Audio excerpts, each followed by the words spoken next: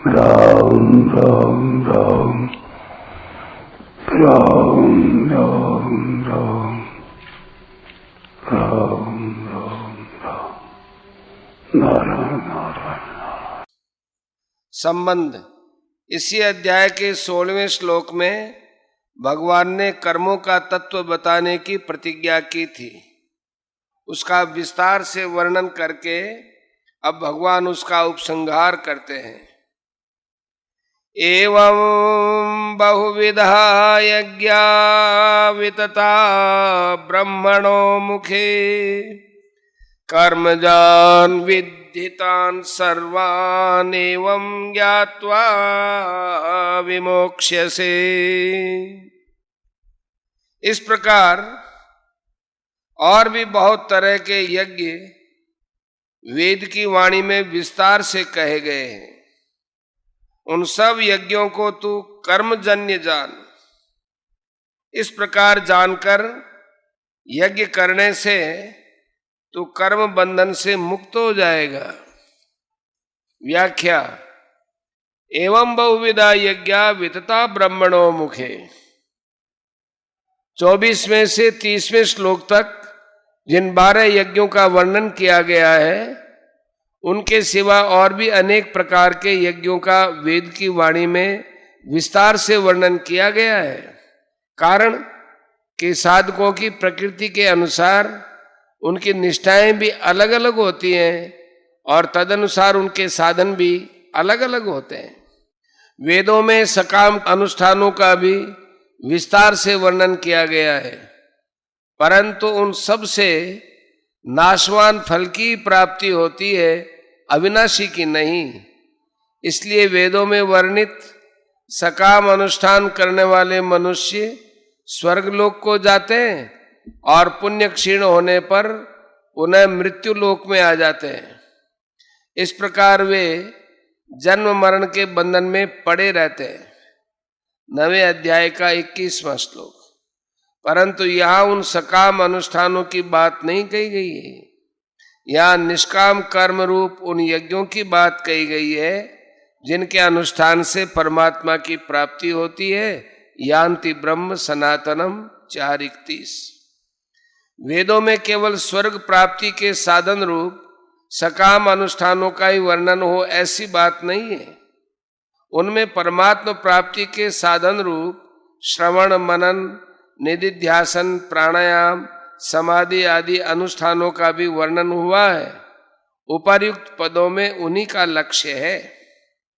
3रे अध्याय के 14वें 15वें श्लोकों में कहा गया है कि यज्ञ वेद से उत्पन्न हुए हैं और सर्वव्यापी परमात्मा उन यज्ञों में नित्य प्रतिष्ठित है।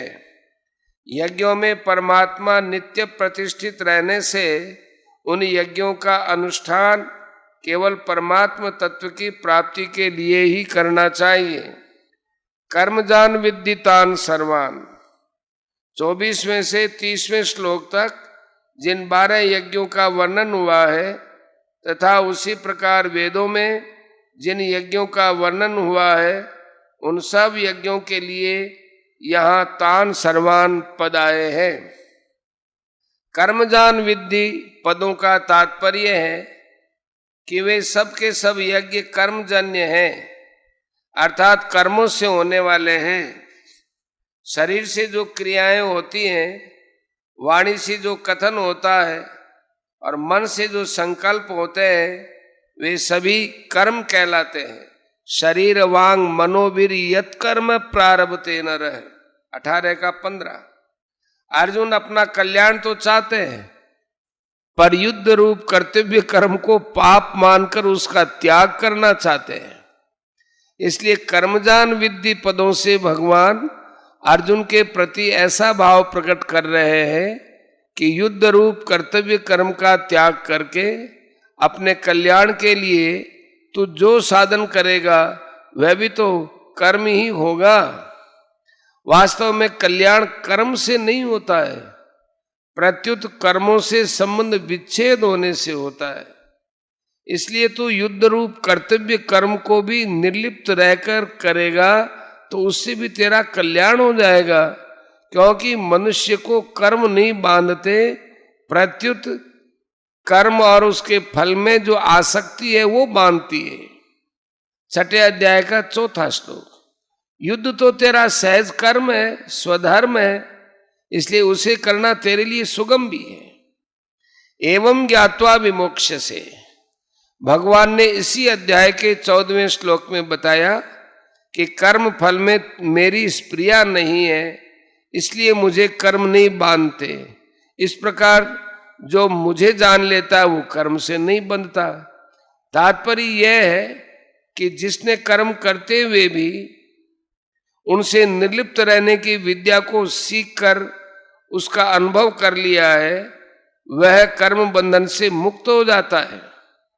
फिर 15वें श्लोक में भगवान ने इसी बात को एवं ज्ञात्वा पद से कहा।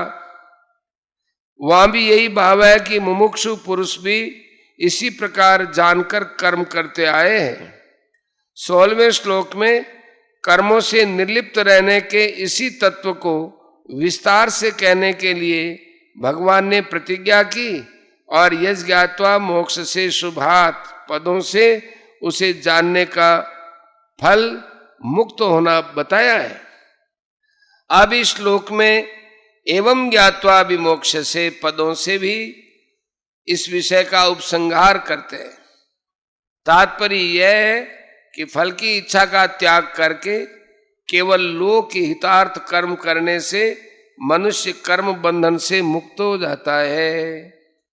संसार में असंख्य क्रियाएं होती रहती हैं, परंतु जिन क्रियाओं से मनुष्य अपना संबंध जोड़ता है उन्हीं से वे बंधता है। संसार में कहीं भी कोई क्रिया हो, जब मनुष्य उससे अपना संबंध जोड़ लेता है, उसमें राजी या नाराज होता है, तब वह उस क्रिया से बंध जाता है। जब शरीर या संसार में होने वाली किसी भी क्रिया से मनुष्य का संबंध नहीं रहता, तब वह कर्म बंधन से मुक्त हो जाता है।